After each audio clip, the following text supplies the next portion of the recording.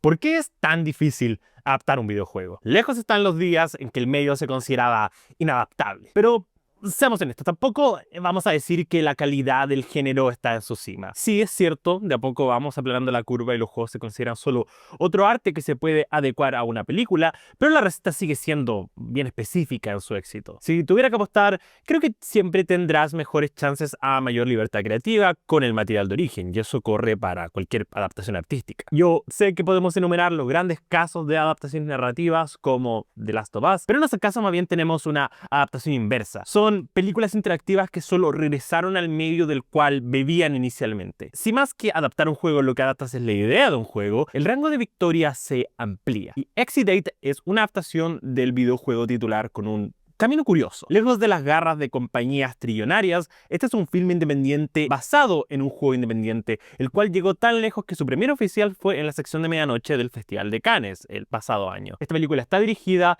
por Genki Kawamura, siendo su segundo largometraje oficial luego de una larga carrera como productor en filmes como Your Name, Suzume y la magistral Monster de Hirokazu Koreeda, mi película favorita de 2023. Y este filme se va estrenando poco a poco en los cines del mundo hasta llegar ahora a salas chilenas. En esta película, Kazunari Ninomiya es un hombre atrapado en un misterioso subterráneo con específicas reglas. El pasillo suele ser el mismo, si encuentras una anomalía debes regresar, pero si todo es normal, debes seguir. Si cumple estas reglas, irá avanzando de salida en salida hasta llegar eventualmente a la salida número 8, la cual le permitiría escapar. Les recuerdo además que si les gusta lo que ven, pueden darle me gusta, compartir o incluso suscribirse para ver más. También, si se unen a la membresía del canal, habrían visto este video antes de su estreno oficial, además de acceder a un montón de contenido exclusivo para miembros. Sin contar que me estarían apoyando a hacer más videos, críticas y ensayos como estos. Lo principal que un filme basado en un videojuego pretende capturar es la estética. Por supuesto que es posible hacer una obra tan radicalmente opuesta a su material de origen, pero es claro que muchos artistas buscan hacer de su producto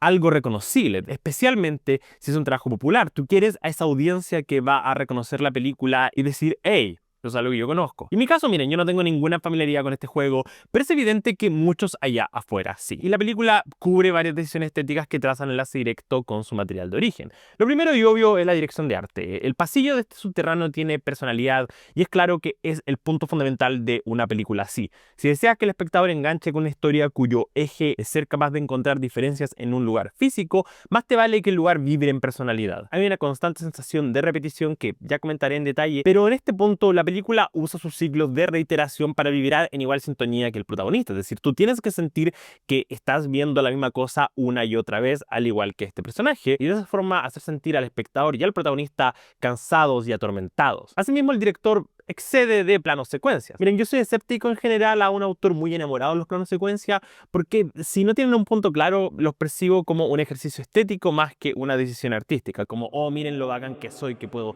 hacer con plano secuencia, luzca cool en una película. Pero este filme tiene un propósito claro en el uso de este elemento. En un juego tú controlas una cámara en movimiento sin cortes, al menos así funciona normalmente. Así que sí, usar planos largos para describir las secuencias te inmersa en la percepción de estar jugando, o mejor dicho, estar viendo a otra persona jugar. El tema principal de Exit 8 es cómo no ponemos atención a los detalles a nuestro alrededor. Una tesis tan explícita que resulta obvia cuando pensamos en la premisa misma de esta historia. No voy a hablar del proceso mismo de adaptación, no sé si estos temas están presentes en el videojuego y honestamente no me importa porque esta es una película, pero es evidente con la profundidad que se le da al protagonista que la tesis se centra en cómo obviamos las cosas a nuestro alrededor y estamos tan enfocados en nosotros mismos que somos incapaces de ver aquello que está más allá. Ahora, si bien el filme hace un sólido intento por explorar estos términos, realmente se queda cojo en llegar a una verdad ineludible. Lo obvio de mencionar y un pecado capital cuando hablamos de un filme basado en un juego es descuidar a tu protagonista. La película quiere su torta y comérsela. El personaje principal tiene el mínimo de trasfondo para que tú te sientas conectado con los temas del guión, pero nunca siento que lo conozco íntimamente, porque en un juego tú eres el protagonista. Y eso también ocurre porque la película quiere saltar tan rápido a la acción que no tiene tiempo de procesar el duelo que este chico está viviendo. Justo antes que ingresa al subterráneo, el chico recibe la noticia de que potencialmente será papá. La secuencia inicial es honestamente increíble. Me encanta que la cámara es el punto de vista del protagonista y que lo que escuchamos diegéticamente es la música que él está escuchando. Cuando se quita o se pone los audífonos, podemos escuchar la conversación o la música que está sonando y la transición del punto de vista a la tercera persona. Es una gran decisión hicieron para no atraparnos en hacer de toda la película solo este ángulo de cámara. Pero el texto del guión es una rara forma de comenzar un filme, si soy honesto. Porque me piden que empatice con alguien a quien no conozco solo porque podría ser papá. Y sé que mucha gente va a realmente empatizar con esto porque muchas personas empatizan con la idea de ser padre solo porque se menciona en voz alta. Y miren, he escuchado gente decir que esta es una película antiaborto y no quiero suscribirme necesariamente a esa opinión, pero lo que sí está en la película es que este es un chico quien aparentemente tiene poder sobre si su exnovia va o no a tener a su hijo.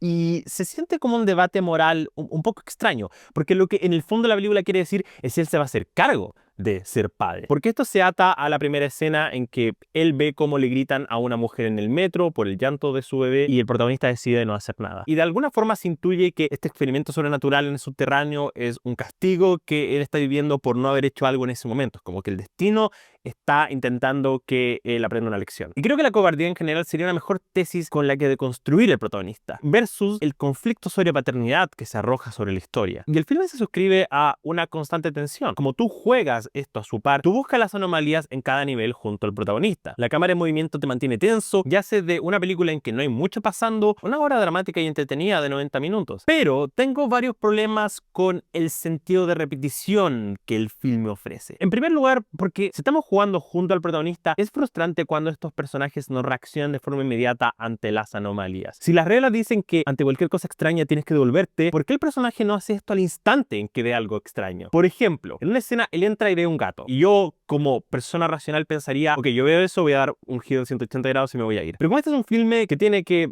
alcanzar una duración razonable, necesitamos darle algo de carne dramática al protagonista, así que no actúa como una persona sensata. Él irá, mirará al gato, verá a su alrededor y esperará que más cosas raras pasen en lugar de solo irse. Este es el tipo de cosas que a mí me parece se habrían beneficiado si alteráramos un poco las reglas del juego. Por ejemplo, que ante una anomalía, en lugar de devolverse, él estuviera forzado a seguir adelante. O quizás, no sé, a agarrar la anomalía y llevarla hasta algún punto. Porque eso coaccionaría al protagonista a enfrentar todas las cosas raras en el subterráneo, en lugar de volverlo un idiota por no regresar de inmediato. Lo otro es que, si bien entiendo que estar atrapado en una situación así sería inherentemente frustrante, si no establecemos que hay algo en juego en caso de perder, entonces perder no es necesariamente malo. Entiendo que en algún momento establecemos que tomar la decisión equivocada puede llevar a graves castigos, pero si equivocarte sutilmente, por ejemplo, pensar que una anomalía no es una anomalía o no, o pensar que todo es normal cuando no es normal, si el único castigo a eso es comenzar desde cero, entonces en mi cabeza este juego solo es una prueba de duración. Si perder es tan fácil como comenzar de nuevo, me cuesta ver lo que está en juego, porque en mi cabeza puedes repetir este juego 1.000.000 de veces y eventualmente vas a salir. Y miren, en el mundo real en que nosotros habitamos, son grandes reglas para un juego porque, claro, el castigo acá es estar horas y horas y horas jugando y como además es un juego de terror, te enfrentas a los jumpscares y todo eso. No tengo idea cómo es Exit 8, no sé por qué estoy intentando escribir la trama. Pero el punto es que entiendo por qué esto funcionaría en un videojuego. El problema es que si aplicamos esto a la vida real, en que tú y yo estamos jugando en este laberinto, entonces simplemente pienso que puedes repetir esto infinitas veces y eventualmente vas a salir. Debería haber algún castigo por equivocarte para sentir que es un verdadero problema equivocarte, no solo una sutil molestia. Sin contar que, no sé, tenemos tantas decisiones extrañas, como un momento en que el personaje se frustra tanto por haber perdido que bota su mochila, en que está su inhalador y se establece en algún instante que él tiene asma y que tiene cosas su inhalador, y yo pensé que el hecho de que él en su frustración perdiera el inhalador iba a volver eventualmente, pero no. Es decir, no entiendo honestamente por qué establecer que el personaje tiene asma y necesita un inhalador y luego mostrar que pierde el inhalador si no va a tener absolutamente ninguna repercusión. Si es que, no sé, una secuencia final va a ser